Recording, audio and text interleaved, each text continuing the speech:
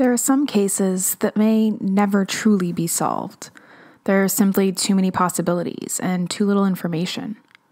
But the curiosity of the question never lessens.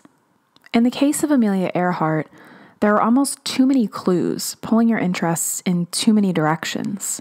Where did she end up? What happened to her? Is the legend of her disappearance larger than her accomplishment would have been? When I was younger, I discovered that, for a time, Amelia lived in Toluca Lake, which is just outside of my hometown, Burbank. And the plane that Amelia flew during her attempt to circumnavigate the globe was built at Lockheed, the company that my great-grandfather worked for. There was this tether of Amelia to me, a place that I knew intimately, that was formative in my life, and that also connected to her, a part of her that would be a crucial aspect of her identity and her legacy. Her story, in some way, overlaps with a part of mine, and there's something magical about that. Not to mention, she was an incredibly brave woman who pushed boundaries, defied conventions, and resisted the status quo. We may never know the exact details of her death, but I believe that her fate was to leave a bold legacy.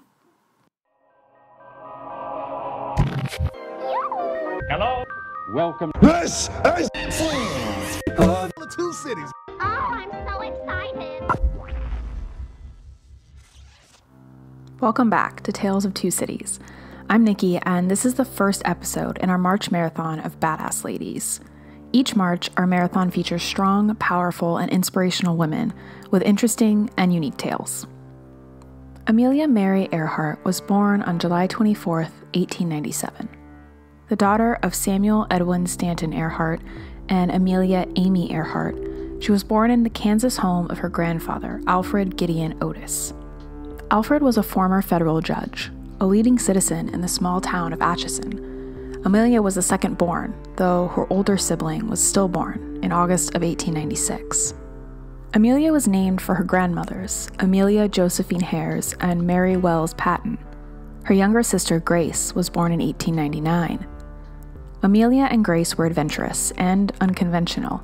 Their mother, Amy, did not believe in raising her girls to be nice little girls. She allowed them to wear pants and explore their neighborhood. Millie, as she was known as a child, and Pidge, a nickname for Grace, climbed trees, hunted rats, and wrestled. Amelia has been called a tomboy by many biographers. Her rabid curiosity for all things outdoors meant that she was seen as strange by others. She had an adventurous spirit and was quite the daredevil. In 1904, her uncle helped her build a ramp for a roller coaster that she was modeling after one that she had seen on a trip to St. Louis. The ramp was fastened to the family tool shed, and it was this ramp that launched Amelia's career in aviation. After slamming her wooden box roller coaster seat into many pieces, she emerged with a bruised lip, torn dress, and a feeling of elation. She told her sister, "Oh, Pidge, it's just like flying." In 1907, a transfer of Amelia's father's job led the family to Des Moines, Iowa. The next year, 10-year-old Amelia saw her first aircraft at the Iowa State Fair. Her father encouraged her and Grace to take a flight, but Amelia was deterred by the rickety plane. She described it as, quote, "a thing of rusty wire and wood, and not at all interesting." In 1914, her father, Edwin, was forced to retire due to his alcoholism. At about the same time, Amelia's grandmother, the one that she was named for, Amelia Otis, died. She left a substantial estate to her daughter, who feared her husband's drinking would drain the funds, and the Otis house was auctioned.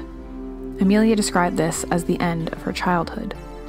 With complications surrounding her father's employment, Amy took her daughters to Chicago in 1915. Amelia had always been a bright student, and she canvassed nearby high schools in Chicago to find the best science program. She rejected the school closest to their home because the chemistry lab was just like a kitchen sink. She decided instead to enroll in Hyde Park High School, though it was miserable for Amelia. The yearbook captured this with a caption, "A.E., the girl in brown who walks alone." She graduated in 1916, and throughout her childhood she had aspired for a career. She kept a scrapbook of magazine and newspaper articles about successful women in male-dominated fields, law, advertising, mechanical engineering, for example. She began junior college at a Gaunt school in Pennsylvania, but didn't finish. It was 1917, when visiting her sister in Toronto, that Amelia was moved. She saw wounded soldiers returning from World War I and decided to be trained as a nurse's aide. She began working with a voluntary aid detachment at Spadina Military Hospital.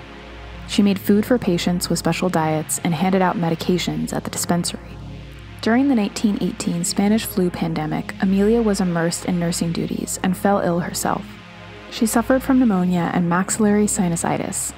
She was hospitalized in November 1918 and discharged nearly 2 months later in December. Though it was the sinus-related symptoms, pain, pressure, and copious mucus drainage in her nostrils and throat that would remain throughout her life. She sometimes was forced to wear a bandage on her cheek to cover a small tube inserted to help the sinuses drain. While in the hospital, in the pre-antibiotic era, she had to have painful operations to wash out her sinuses. The procedures were not successful and headaches only worsened. She remained ill for nearly a year, spending the time with her sister in Northampton, Massachusetts. It was around this time that Amelia first became interested in flying. She visited an airfair held in Toronto. She watched a flying exhibition put on by a World War I ace. The pilot saw Amelia and her friend and dived at them. She explained, quote, "I'm sure he said to himself, 'Watch me make them scamper.' But she stood her ground and said, quote, 'I did not understand it at the time, but I believe that the little red plane said something to me as it swished by.'" Motivated to complete her education, Amelia enrolled at Columbia University in 1919 to complete a course in medical studies, but quit a year later to be with her parents, who had reunited and moved to California. While in Long Beach, on December 28, 1920, Amelia visited an airfield with her father. She took a ride with Frank Hawks, who would later become an air racer. That ride changed Amelia's course in life. The 10-minute flight, which cost her father $10, awakened a need to fly. She explained, quote, "By the time I had got 200 or 300 feet off the ground, I knew I had to fly." She began working odd jobs to save the $1,000 needed for flying lessons. She had her first lesson on January 3, 1921 in Long Beach. Her teacher was Nita Snook, a pioneer female aviator. Amelia arrived and said, quote, "I want to fly. Will you teach me?" But it wasn't easy. Amelia had to take a bus to the end of the line and then walk another 4 miles to get the lessons. She wanted to fit in desperately and wanted to wear a leather jacket, but decided to sleep in it for 3 nights to give it a worn look, and she chopped off her hair to match other female aviators of the time. 6 months later, she bought a yellow biplane that she nicknamed the Canary, and on October 22, 1922, she flew the Canary at the altitude of 14,000 feet. She was the first woman to do so, setting a record for female pilots. And on May 15, 1923, she became the 16th woman in the U.S. to receive her pilot's license. In 1924, Amelia faced another sinus flare-up. She was hospitalized for another operation, which was again unsuccessful. Following a series of failed financial investments, she sold the Canary and bought a yellow car that she named the Yellow Peril, in which she made a transcontinental trip from California to Boston, with stops throughout the West and into Canada. When she arrived to Boston, she underwent yet another sinus surgery, which was more successful than previous operations had been. She returned to Columbia after she recovered, but was forced to abandon her studies yet again. Her mother told her that she could no longer finance her school, which meant that her dreams of attending Massachusetts Institute of Technology were foiled. Stuck, she found work as a teacher and then a social worker, though her heart was still in flying. She became a member of the American Aeronautical Society in Boston and was elected vice president. She flew the first official flight out of Denison Airport in 1927, an airport that she helped to finance by investing a small amount of money. She acted as a sales rep for an aircraft company, wrote local newspaper columns on flying, and slowly, her notoriety as a female pilot spread. She had plans of creating an organization for female flyers. Charles Lindbergh's solo flight across the Atlantic in 1927 inspired Amy Guest to become the first woman to fly or be flown across the Atlantic. She then decided that the trip was too perilous for her to take, but wanted to sponsor the project. Amelia received a phone call at work one day from Captain Hilton H. Rayleigh, who asked her if she'd like to fly across the Atlantic. She was joined by pilot Wilmer Stoltz and co-pilot and mechanic Lewis Gordon on the flight as a passenger. She was asked to keep the flight log. When they landed, she said, quote, "Stoltz did all the flying. Had to. I was just baggage, like a sack of potatoes. Maybe someday I'll try it alone." This transatlantic flight sparked a national awareness of Amelia. Her physical similarities to Lindbergh, who the press had nicknamed Lucky Lindy, led people to call her Lady Lindy. She was the reigning queen of the air, and when she returned to the U.S., her popularity launched her on a lecture tour in 1928 and 29. Meanwhile, George Putnam, who had handled the publicity for her transatlantic flight, began to heavily promote Amelia in a large campaign featuring a book she wrote, a series of lectures, and using her photos in large ad campaigns to promote products. The campaign was successful. It launched Amelia into the public psyche through both her achievements and her advertisements. These advertisements helped finance her flying career. She soon accepted a position as an associate editor at Cosmopolitan magazine and turned the opportunity into a space to create greater public support for aviation and female pilots. After her transatlantic flight, Amelia wanted to set a record of her own. She took her first long solo flight in August of 1928 and became the first woman to fly solo across North America and back. She began competitive air racing and continued to grow in notoriety. By 1930, she was an official of the National Aeronautic Association, and in 1931, she set a world record reaching 18,415 feet in altitude. It was around this time that Amelia became involved with the 99s, an organization of female pilots providing support to one another and working towards a more inclusive environment for women in aviation. She was elected president of the organization in 1930. Amelia was dedicated to carving out space for women in aviation. She worked diligently as an official of the National Aeronautic Association to advocate for separate records for men and women. And in 1934, when the Bendix Trophy race banned women, she publicly refused to fly actress Mary Pickford to Cleveland to open the race. Though while her public life was growing, her personal life was a bit more unsteady. Amelia was engaged to Samuel Chapman, a chemical engineer, while living in Boston, though by November 1928, she broke off the engagement. It was during this time that Amelia began spending time with her publisher, George Putnam, known as GP. He was divorced in 1929 and pursued Amelia shortly thereafter, but Amelia was evasive. He proposed 6 times before she finally accepted. They married on February 7th, 1931, in George's mother's home in Connecticut. Amelia called the relationship a partnership often. Her ideas of marriage were provocative for the time. She believed in equal responsibility in all respects. And Amelia refused to take his name, or be referred to as Mrs. Putnam, but laughed it off when it happened, though George would learn that he would just as frequently be referred to as Mr. Earhart. The couple didn't have a honeymoon. Amelia was busy with a promotion circuit.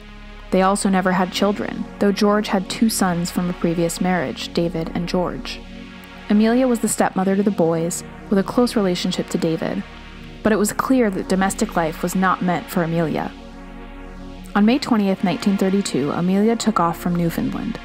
She planned to fly to Paris to emulate Lindbergh's flight 5 years earlier. After almost 15 hours of flying, she met strong winds, icy conditions, and mechanical problems. She landed in a pasture in Northern Ireland. When the plane was on the ground, Cecil King and T. Sawyer asked, quote, "Have you flown far?" And Amelia replied, "From America." Despite not having emulated Lindbergh's trip, she had still become the first woman to fly solo non-stop across the Atlantic. She received the Distinguished Flying Cross from Congress, the Cross of the Knight of the Legion of Honor from the French government, and the Gold Medal of the National Geographic Society from President Hoover. She began to rub elbows with people in high places. Amelia formed a relationship with Eleanor Roosevelt, and the two were both invested in women's causes. Eleanor even obtained a student permit after flying with Amelia, though she didn't pursue learning to fly any further. Amelia continued to set records, flying from Honolulu, Hawaii to Oakland, California on January 11, 1935, becoming the first aviator to do so alone. On November 19th of the same year, she flew from LA to Mexico City. She then attempted a nonstop flight from Mexico City to New York on May 8th. Between 1930 and 1935, she set 7 women's speed and distance records. On November 14, 1934, a fire in George's New York home launched the couple to move to the West Coast. George took a new job as head of the editorial board of Paramount Pictures in North Hollywood. And in June 1935, they purchased a small home in Toluca Lake. But it was early in 1936 that Amelia began planning her biggest journey, a round-the-world flight. While others had done it, her route would be the longest at 29,000 miles, following an equatorial route. By July 1936, Lockheed Aircraft Company in my hometown of Burbank was building her Lockheed Electra 10E to her specifications. She called it her flying laboratory. Amelia carefully chose Captain Harry Manning as her navigator. He was also a skilled radio operator. A second navigator, Friend Noonan, was chosen. The plan was to have Noonan navigate from Hawaii to Howland Island, and Manning to continue to Australia before Amelia would proceed alone for the rest of the trip. With such a momentous task, Amelia began on March 17, 1938, with a flight from Oakland to Honolulu. The plane had technical difficulties and needed servicing in Hawaii. The plane ended up in Pearl Harbor, and the flight resumed 3 days later. In takeoff, there was an uncontrollable ground loop. The forward landing gear collapsed and the plane skidded on its belly.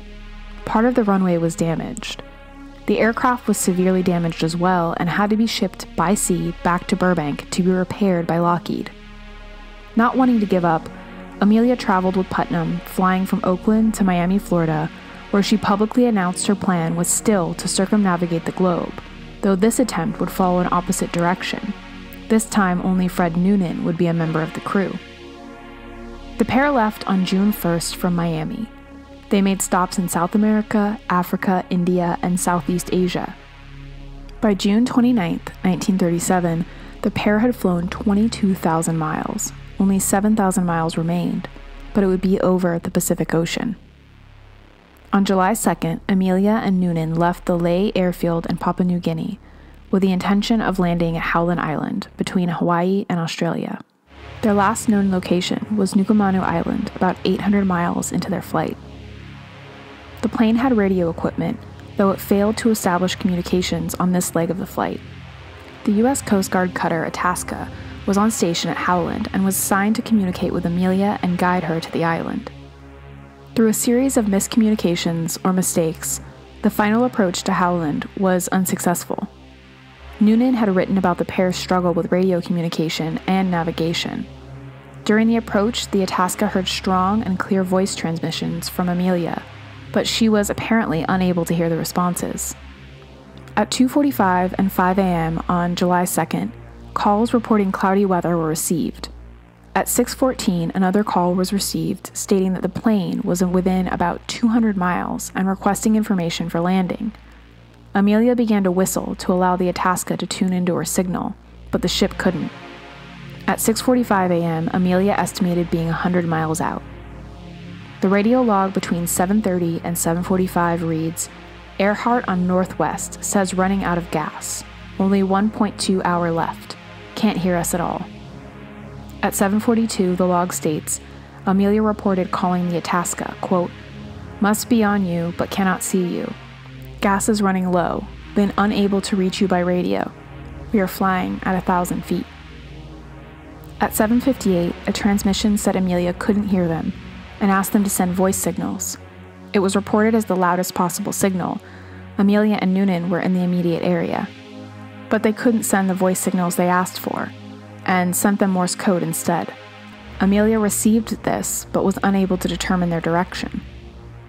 At 8:43, in her last known transmission, Amelia sent, quote, "We are on the line 157-337. We will repeat this message. We will repeat this on 6210 kilocycles. Wait." A few moments later, she transmitted, "We are running on the line north and south. though it was logged as questionable. The message seemed to say that they believed that they had reached the Howland's charted position, but was incorrect by 5 nautical miles. The Itasca generated smoke for a period of time, but it was apparently not seen by Amelia and Noonan. The scattered clouds and low, flat profile of the island likely made it impossible to find under the shadows on the ocean's surface. Howland Island was unable to contact the plane. Operators across the Pacific and in the U.S. may have heard signals from the plane, but they were unintelligible or weak. There were sporadic signals reported for 5 days after the disappearance, though none revealed any clues as to their location. 1 hour after Amelia's last message, the search began. Itasca searched north and west of the island based on the transmissions and assumptions.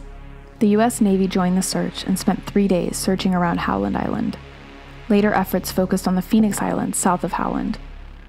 Later, Gardner Island, now Nicomaroro, which has been uninhabited for 40 years, found signs of recent habitation, but there were not answers from any people. It was assumed that there were no people there. The official search lasted until July 19, 1937. The search by the Navy and Coast Guard was the most costly and intensive in the U.S. history, costing $4 million. Putnam financed a private search at the end of the official search. In late July, George chartered 2 small boats to search the Phoenix Islands, Christmas Island, Fanning Island, the Gilbert Islands, and Marshall Islands, but no trace of the plane or Amelia was found. Putnam pushed to become the trustee to Amelia's estate to finance further searches and other bills. He requested to have Amelia declared dead in absentia sooner, waiving the 7-year waiting period, so that he could manage her finances. So Amelia was declared legally dead on January 5, 1939. Of course, her declaration of death did not end speculation as to what happened to her. There are many theories as to what happened to the pair. One such hypothesis is the crash and sink hypothesis. Amelia's messages reported low fuel levels, and without clear direction to Howland Island, many believe that the plane ran out of fuel and the pair crashed at sea. The plane would have sunk, leaving no clues. Another hypothesis, the Gardner Island hypothesis, assumes that both Amelia and Noonan, having difficulty finding Howland, would have not wasted time, and instead found another island on which to land. Following the 157-337 transmission from the pair, if they continued flying, they would have flown over Baker Island and then the Phoenix Islands, one of which is Gardner Island. The search by Navy planes from the USS Colorado found signs of habitation, and the wreck of the USS Norwich City, but no signs of Earhart, Noonan, or the plane. They also didn't see any other people and abandoned the search. George Putnam funded a second search of the Phoenix Islands, but nothing was found. A search in 1940 found skull, bones, a bottle, a shoe, and a sextant box. On September 23, 1940, British Colonel Officer Gerald Gallagher reported a skeleton, possibly that of a woman, but explained, quote, "Bones look more than 4 years old to me, but there seems to be a slight chance that this may be remains of Amelia Earhart." He was ordered to send the remains to Fiji. On April 4, 1941, Dr. D.W. Hoodless of the Central Medical School examined the bones. He concluded that the bones were that of a person who was about 5'5", but the body was definitely that of a male. Hoodless speculated the person was between 45 and 55 at the time of death, and suggested any further examination be done by the anthropological department at Sydney University. But the body was misplaced in Fiji, and the remains were never re-examined. Though analysis of the skeletal measurements in 1998 found that the skeleton had been that of a tall, white female of Northern European ancestry.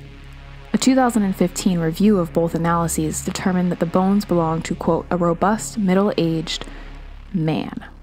So not Amelia Earhart.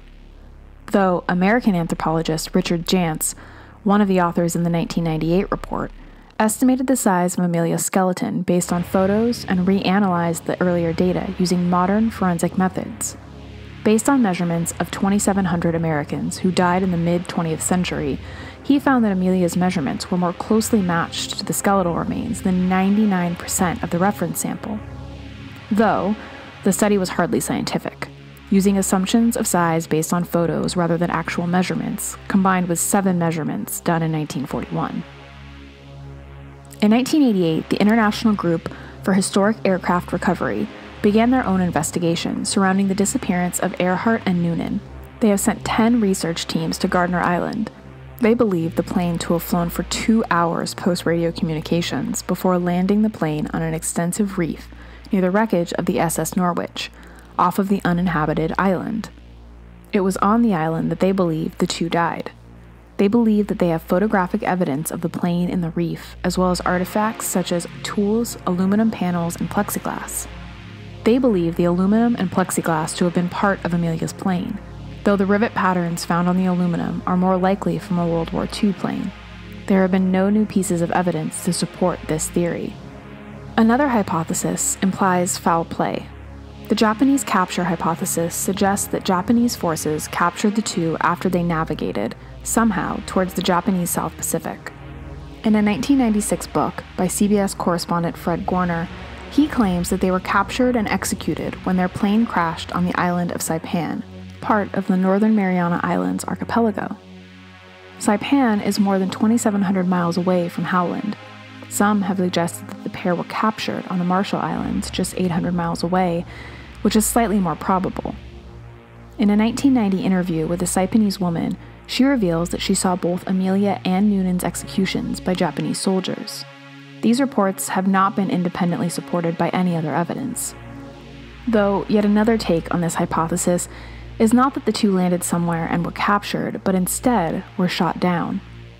Henry Kaiser Andre suggests this theory in his 1993 book, Age of Heroes.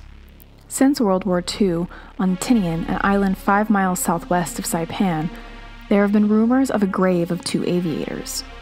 However, in a 2004 archaeological dig at the location, no remains were found. The most recent proposal in this hypothesis was by Mike Campbell in his 2012 book, Amelia Earhart, The Truth at Last. Campbell claims Marshall Islanders cited witnessing a crash. He also cites claims from a U.S. Army sergeant who found a suspicious gravesite near a former Japanese prison in Saipan. This hypothesis has been the most accepted by Amelia's family. They believe the Japanese to have been in some way involved. Though many critics of the hypothesis believe that the Marshall Islands were just too far, and had the Japanese found the pair, they would have been motivated to return them and be deemed heroes. Unless, of course, Amelia's flight was not simply about breaking records. There have been suggestions that Amelia's relationship with Eleanor Roosevelt and her husband FDR could have led to a bold secondary mission. The legend claims that FDR had cameras installed on her plane, either with or without Amelia's knowledge, that were intended to spy on Japan. This could have been the motivation to capture and harm the pair, though by 1949, the U.S. press and U.S. Army intelligence had concluded that the proposition was groundless. There were no files in Japan that supported any such hypothesis either. Though, with no answer, or body, some have held out hope, suggesting that Amelia survived the flight and moved to New Jersey. Tired of fame, she changed her name to Irene Cragmile Bolam and remarried. It was originally suggested by Joe Class in his book Amelia Earhart Lives, based on research by Major Joseph Gervais. Irene, a banker in New York in the 1940s, denied being Amelia and filed a lawsuit citing damages, requesting $1.5 million. The book was withdrawn from the market, and an out-of-court settlement was reached. Of course, it did not stop the fury of curiosity surrounding Irene after the allegation. Her life history was thoroughly documented, and the possibility that she was Earhart has been all but eliminated. So what is it about Amelia that continues to fascinate so many? Is it because we simply may never know what happened? Or because she was so loved? She was charismatic, independent, radical, and courageous. She's inspired generations of women in aviation and otherwise. She was a member of the National Women's Party, an early supporter of the Equal Rights Amendment, and set many records. I've found her story compelling. Her love of flying motivated her to push through the personal pain of her constant sinus issues, as well as the social stigma of being one of the first women, and in some cases the first person, to achieve many of her accomplishments in early aviation. Her story is one of dedication and longevity. While Amelia will remain a mystery, perhaps always, she has created a larger-than-life legacy of breaking through barriers and proving that women are just as capable. Thanks for listening. We appreciate each of you and love hearing from you. So hit us up on Facebook, Instagram, Twitter, or email us at talesofTwoCitiesPodcast@gmail.com. That's talesofthe2citiespodcast@gmail.com. And please rate, review, and subscribe on the listening platform of your choice. We're on iTunes, Google Play, SoundCloud, Stitcher, YouTube, and finally Spotify. A big thank you to my friend Ricardo for the music in this episode. We're a bi-weekly podcast, but if you just can't wait for the next episode, head over to our Patreon and pledge for mini episodes and bonus content. Or head over to our shop at TeePublic. That's teepublic.com. Again, we appreciate each of you. Thanks for listening, and stay tuned for more of our episodes in our March Marathon featuring badass ladies. Until next time.